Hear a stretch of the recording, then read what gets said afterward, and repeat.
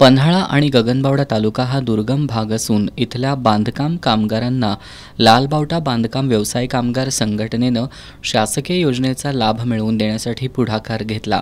मात्र या योजनेचा लाभ घेण्यासाठी कामगारांना 50 ते 60 किलोमीटर अंतर जावं लागत असे।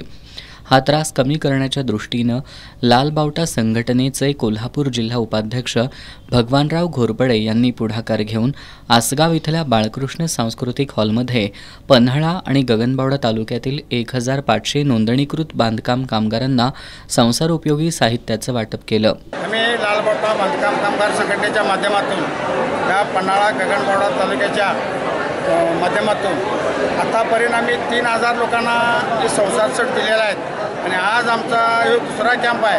आम्ही आजही आमची 1500 लोकांना आम्ही इथं थंब लावून कुपन द्यायचं काम करतोय आणि संसार सेट द्यायचं काम करतोय।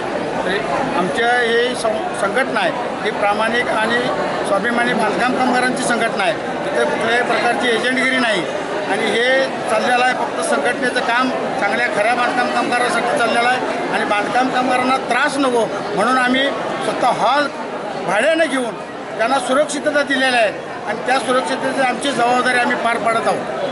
यावेळी संदीप पाटील, नितीन घोरपडे, सचिन पाटील, राजू खांबे, सरदार पोवार, शिवाजी सातपुते, संतोष जाधव, लक्ष्मण देसाई, उदय निकम, सागर भोसले यांच्यासह पन्हाळा आणि गगनबावडा तालुक्यातील नोंदणीकृत बांधकाम कामगार मोठ्या संख्येनं उपस्थित होते।